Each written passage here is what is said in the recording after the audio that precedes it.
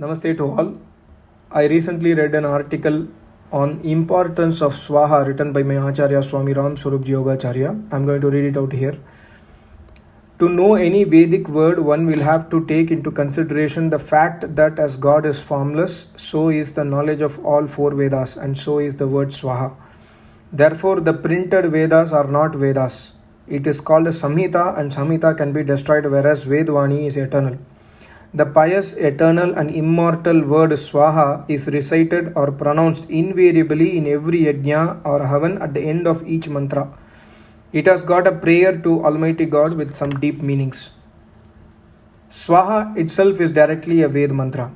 In Yajurveda mantra 31/7, it is clearly mentioned that Vedvani emanates directly from Almighty God. Yajnavalkya Rishi in his Smriti tells to his wife Maitreyi that in the beginning of every creation, this formless Vani emanates from formless Almighty God in the heart of four rishis selected by God from the previous creation, in which they were topmost in tapasya, that is austerity and good conduct, etc. That is why automatically they are called rishis with their names Agni, Vayu, Aditya and Angira. As the breath comes out from man, similarly Ved mantras emanates from Almighty God. As outer breath is inhaled in the body, so the Vedas are inhaled in God at the time of final destruction. Please remember, God is formless and has no mouth, etc. This is an example and comparison only to enable us to understand the origination of eternal knowledge of Vedas. Otherwise, neither it is inhaled nor exhaled from God. Further, in the heart of each of the four rishis mentioned above, that is Agni, Vayu, Aditya and Angira, one Ved is originated without writing and without preach. How? God is formless and almighty. That is, He has all the powers and does not require any assistance. So God does not require any assistance from any Yamaraj or any Yamadut to get the soul out from any person. He does not require any assistance from any Indra to shower the water in the shape of rain. He does not require any priest or preacher or guru, etc. to preach to anybody, because He is almighty. He is always independent and His powers alone create and do all the deeds automatically. It is we people only who are dependent on eyes to see, ears to listen, and require pencil, paper or pen, etc. to write and so on, but not Almighty God. So automatically at right time the creation takes place. Mantras emanate from God and are originated in the heart of four rishis without paper, pencil, because it is all within the power of God. God, being almighty, can do anything but cannot do injustice or unnatural task. For example, a sinner prays to God to forgive his sins. God will never forgive. A horse cannot give birth to a human. Avatar cannot take place. Yajurveda mantra 11/57 states Makasya Shiro Asi, that alive family household who performs daily yajna is considered as the head of yajna. Just as the head holds supreme position in the body because body functions are controlled and actions are delivered from the mind which is in the head, similarly such a family is supreme in the world who performs a holy yajna daily, since it gives numerous benefits to the whole of the mankind. Then what to talk about people who do not perform holy yajna because they are neither benefactors to themselves nor to anyone else. Swaha word has been defined in Nirukta Brahmin Granth chapter 8, Kand 20. That is, people, householders who perform daily havan gain numerous qualities and even spread to others. So non-performance of holy yajna has now spread the illusion all over the world. According to Nirukta Grantha, Swaha meaning, number 1, all people should speak sweet, polite, auspicious language which is conducive to the well-being and prosperity of others. Since the pious word Swaha carries all such attributes, hence it is pronounced in each yajna.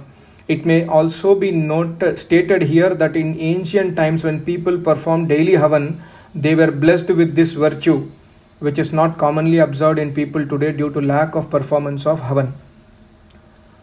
Meaning number 2, everyone should be clear-hearted and should give up hypocrisy. It is for this reason that people chant Swaha in havan. Again, it shall not be out of place to mention that at present people are very cunning and speak contrary to what is in store in their hearts, and all this is happening due to lack of performance of daily havan by them.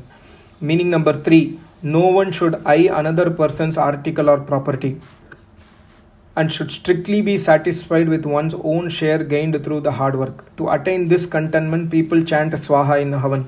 So non-performance of Havan has created laziness and poverty. Meaning number 4, our offerings of fragrant materials and substances in fire benefits the entire world, and hence this benevolent act must be accompanied by chanting of Swaha, says Nirukta Brahmin Grantha. Meaning number 5, Swaha is not only pronounced while making offerings in the fire, but also while drinking pious water of the Achamana. This action reminds us again and again that may God protect us from illusion, etc. We may gain money from hard work following the path of truth, etc. etc. Besides, we pray by touching water with nose, etc. to pray God to keep our body healthy. Besides all this, Swaha has many other meanings, and some of these which may be deliberated upon are: number 1, Su plus Aha Swaha, that is beautiful, eloquent Vani or voice. Yajurveda Mantra 38/11 explains it to be an action impregnated with the truth. That is, when one offers ghee and other materials, that is combination of antibiotics in the samagri plus fragrant sweet plus nutritive materials, through one's own hands into the pious fire of Havan, then this action is true pious deed, since Vedas support such an action. Vedas are eternal, indestructible. Hence, the pious deed of Swaha, owing to its origin from Vedas, is also eternal and indestructible. This deed gives eternal peace to the doer. Undisputedly, it is the desire of each and every human being to achieve the peace in life. In nutshell, this deed is virtuous, auspicious act, reward of which is eternal happiness bestowed on the doer. I have never read the meaning of Swaha so elaborately explained by anyone in any of the texts. I think this is really beautiful. I have read this article again and again for 3 to 4 times already, and I get pleasure in reciting it and reading it and recording it for this audio. I hope you would have understood a bit. I think it is really necessary for all of us to listen this again and again. In fact, if I would also suggest you to buy the book Vedas Destroy Illusion from vedmandir.com. There are so many topics which my Acharya has written to help and clarify to the readers on what is basics of Vedas and what is the importance of Almighty God and Vedas in our life. Thank you so much. Namaste. Om.